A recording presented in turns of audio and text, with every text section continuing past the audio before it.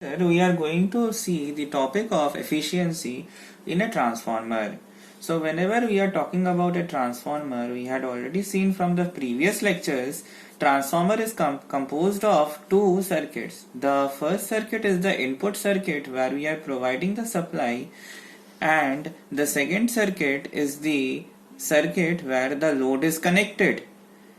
The circuit where the load is connected is the output circuit. So if we are talking about efficiency, efficiency is the ratio of output power to input power.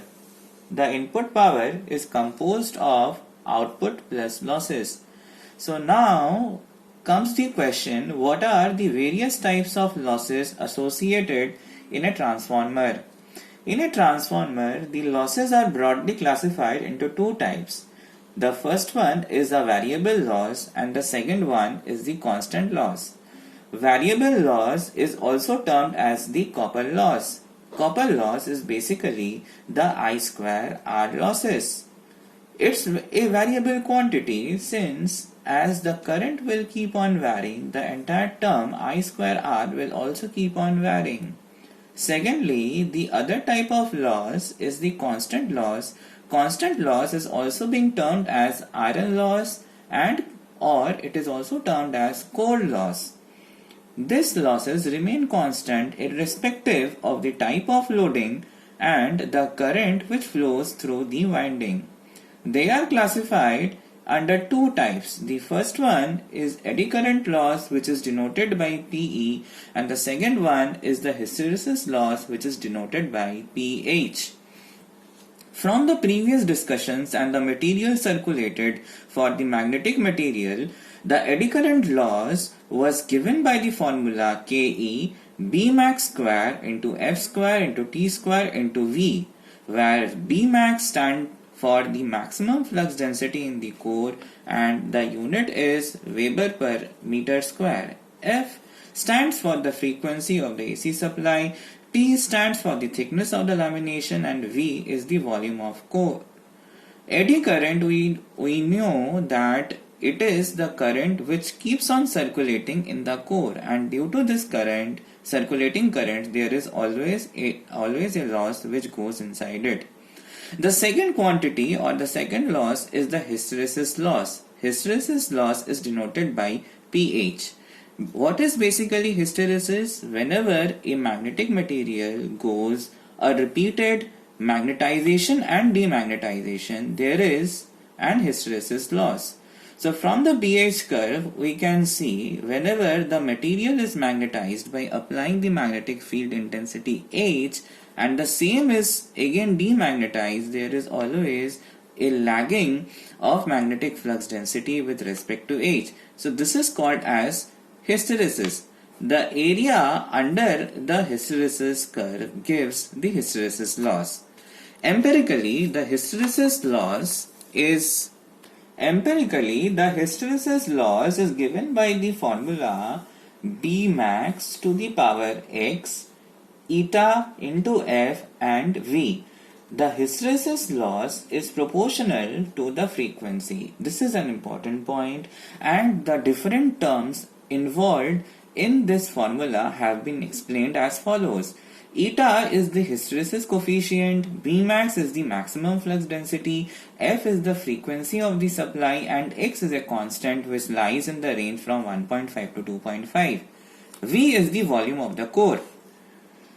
Now comes the another important aspect of copper loss. So we have discussed that copper loss is a variable loss. So whenever we are talking about copper loss, the copper loss will be composed of two quantities. In the primary winding, the winding resistance is R1, the current is I1. So the copper loss in the primary winding will be I1 square into R1.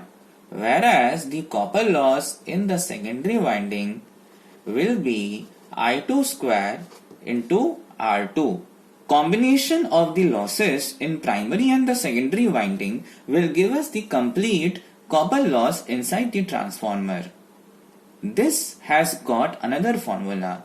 We have already seen one term which was R01 in the previous lecture. What was R01? R01 was the equivalent resistance of the transformer when it is referred to primary.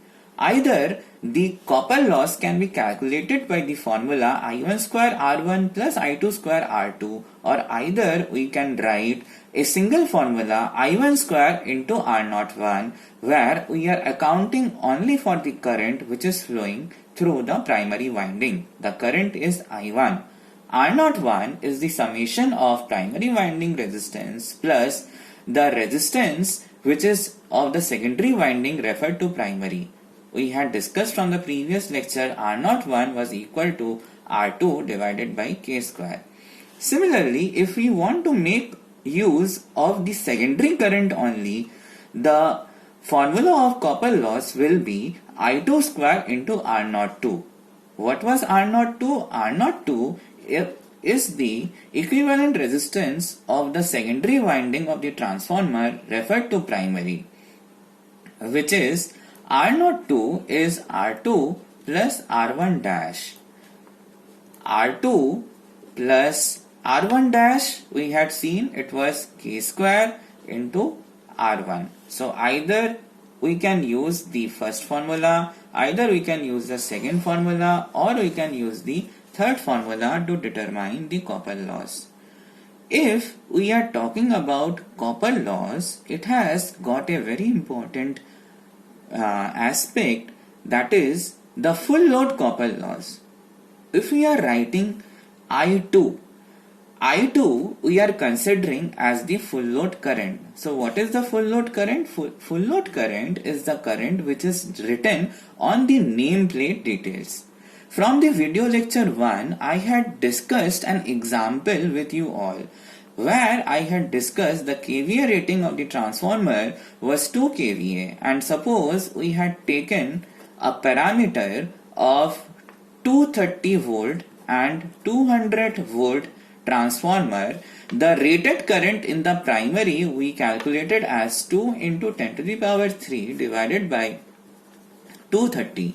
The rated current in the secondary we calculated as 2 into 10 to the power 3 divided by 200, that was 10 ampere. So with the rated current we mean the current which is written on the nameplate of the transformer. This is the maximum amount of current the transformer is permitted to carry. Beyond this current, the transformer will get damaged. So whenever we are writing the formula I2 square R02, we are representing it is a full load copper loss. The aspect which comes into picture is that if the transformer is not loaded to its full load, the current would be getting divided accordingly. Suppose the transformer is rated at half loading, the copper loss would be half square into PCU. Why? Because the loading is proportional to the square of the current. Similarly, if the transformer is loaded to 1/4 of its loading, so the actual copper loss would be 1/4 whole square into the full load copper loss, which is PCU. In the next segment, we are going to derive the mathematical formula for the efficiency of a transformer. Now, the efficiency of a transformer is output divided by output plus losses. The output is in the secondary side. It is V2 into I2 into cos phi. What is cos phi? Cos phi is the power factor of the load. This load is connected on the secondary side, and then denominator would be V2 into I2 into cos phi plus losses. Losses are composed of the iron loss, it is represented as Pi, plus the copper loss. The copper loss is represented by PCU. Over here, we need to understand this formula of efficiency is the full load efficiency. It is the full load efficiency. Why? Because we are assuming the current which is flowing through the transformer is the full load current. We have already discussed from the previous segment that suppose the transformer is loaded at half load, the corresponding loading becomes 1 by 2 whole square. Similarly, we are defining a new quantity now. In the new quantity, what we are going to write, the value of efficiency at any load would be x into V2 into I2 into cos phi divided by x into V2 into I2 into cos phi plus Pi plus x square PCU. You can see I have added the quantity x in order to represent the fraction of loading. If the transformer has been loaded by only 50%, the value of x will be 1 by 2 or 0.5. In the numerator, we are seeing the quantity was I2. So that's why the loading, the fraction of loading is x. Now we know that for copper loss, the copper loss is proportional to the square of the current in the secondary winding. Therefore, the fraction of loading, which is x, will be x square because it is proportional to I2 square. It is proportional to the square. So here we need to understand an important term which is x, which denotes the fraction, which stands for the fraction of full load loading, or the fraction with which the transformer secondary is getting loaded. After this, what we'll be doing, we'll be deriving the condition for maximum efficiency. So with this formula, we will be able to calculate the efficiency of transformer at any load. Okay, so the condition would be given. Suppose the loading is being done at 1 by 4. So the value of x will be taken as 1 by 4. Suppose in the question or in the numerical, the fraction of loading is stated as 1 by 2. You need to add 1 by 2 in this formula and correspondingly 1 by 2 whole square in this formula and do the numericals in order to get the efficiency of transformer at any loading. Now the question, one important derivation which comes is that the calculation of maximum efficiency in a transformer. So what is the condition for maximum efficiency? In order to derive this particular derivation, what we are assuming this term V2 into I2 into cos phi as P. Okay, that is the full load output power. It is being denoted by P. Over here, whenever we are talking about maximum efficiency, the basic concept of maxima and minima is to be applied. Yes, the quantity which is getting varied is the loading. The transformer will be subjected to a variable loading. So what we have to do, we have to differentiate the efficiency of a transformer with respect to x. So the differentiation which will come will be ddx into x into p, because we have assumed the quantity p as v2 into i2 into cos phi, divided by x into p plus pi plus x square into PCU. If we are doing this particular derivation, we can apply the first principles of calculus and the derivation will be as follows. The differentiation of the term xp will be p minus x into p the differentiation of the denominator, it will be p plus 2x into PCU divided by x into p plus pi plus x square into PCU into whole square. Next, what we have to do, we have to apply the condition of maxima and minima. By applying the condition of maxima and minima, the derivative of efficiency with respect to the loading will be 0. So the previous term we have got from the previous equation, that is x into p plus pi plus x square into PCU into p is equal to x into p into p plus 2x into PCU. So from here what we can do, we can cancel out these terms and we can get x into p plus pi plus x square PCU is equal to x into p plus 2x square into PCU. So xp and xp will get cancelled. The condition which comes is that pi is equal to x square into PCU. This is the important condition for getting the maximum efficiency of a transformer. So what we have seen, pi, that is the iron loss, has to be equal to the copper loss. So in this particular condition, the efficiency of the transformer will be maximum. From this above equation, we can consider, let us consider this equation as equation A. From this equation, we can get the value of x, that is pi divided by PCU root under.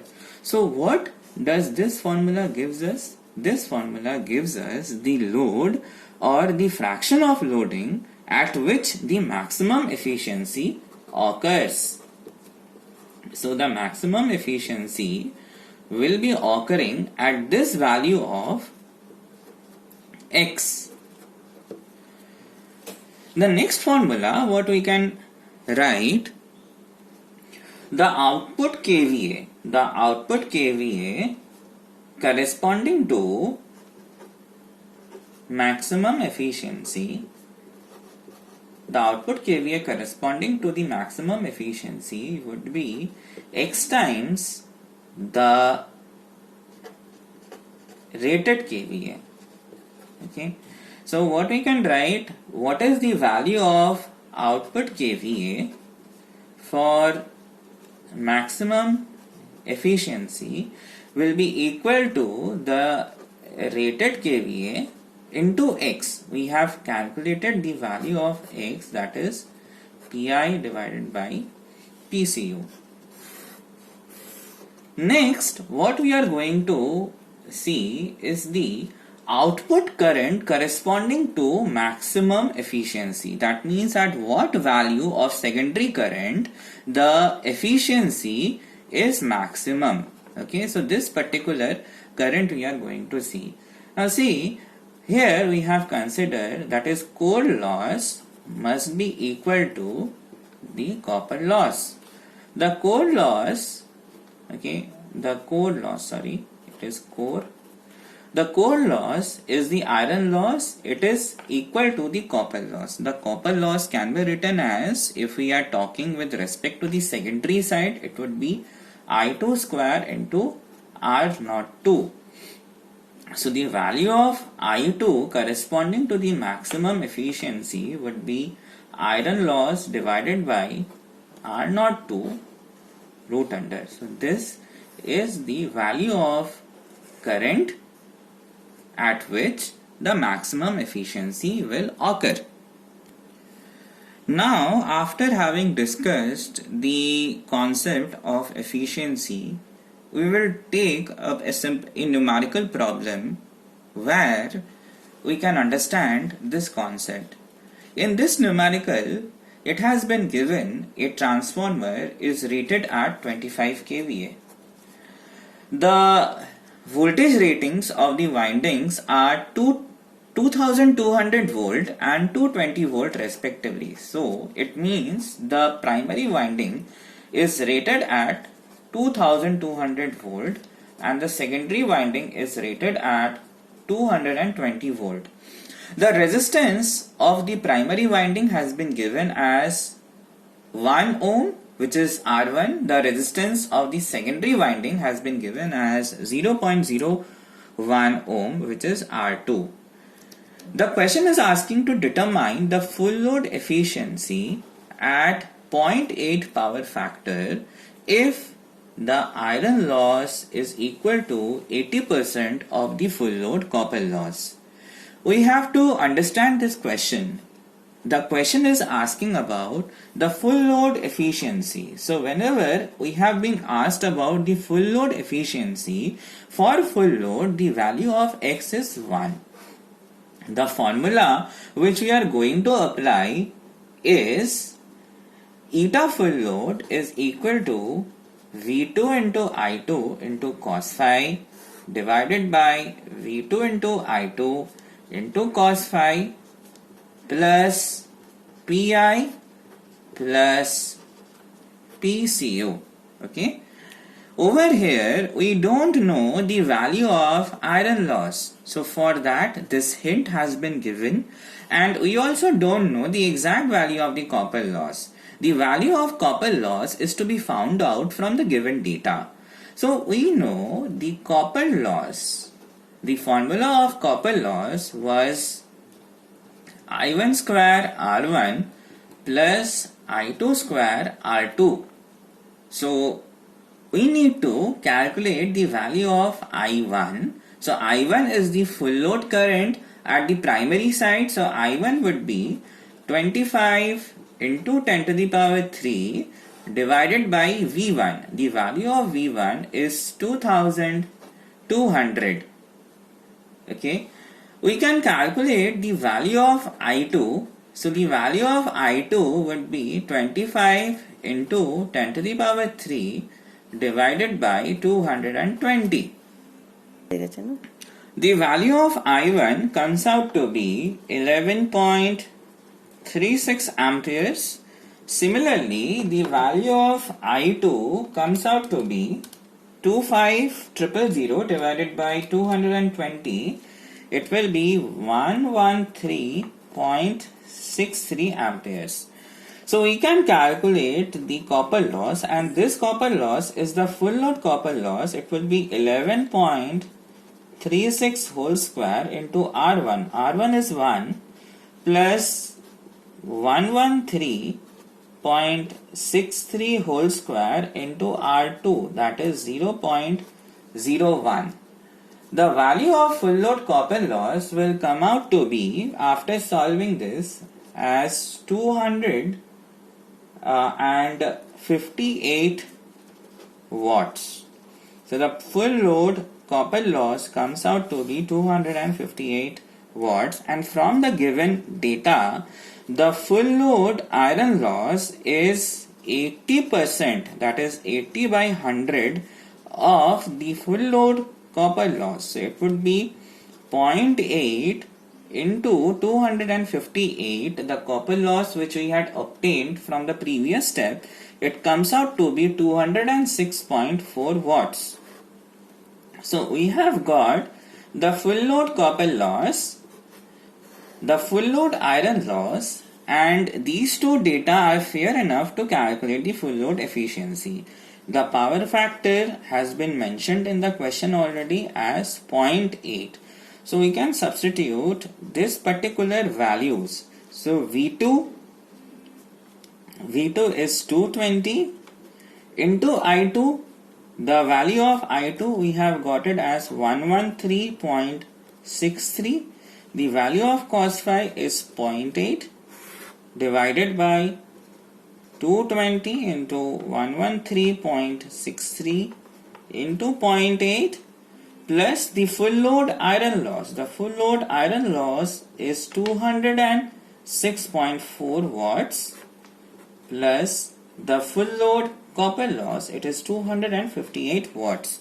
So remember over here that all the units are to be converted to the basic units. So over here what we are doing, the power we are keeping it watts, not kilowatts. The voltages we are keeping it in simple voltage, that is V, not kV. And the current is also in ampere, not kiloamperes or mega amperes. So after solving this particular equation, you will get the value of full load efficiency as 97.93%. And from the result, you can verify the efficiency which we have got is quite high, as we have already discussed from the theory that transformer is one of the highest efficient machine. And from here you can again check or verify your mathematical result that you are getting an efficiency in the range of 90s. So this answer can be assumed to be correct itself. So this completes the lecture of efficiency of transformer. What are the various factors, the formula of efficiency, the derivation of maximum efficiency, the condition for maximum efficiency, the concept of fraction of loading, and the basic simple numerical in order to understand the efficiency of transformer concept.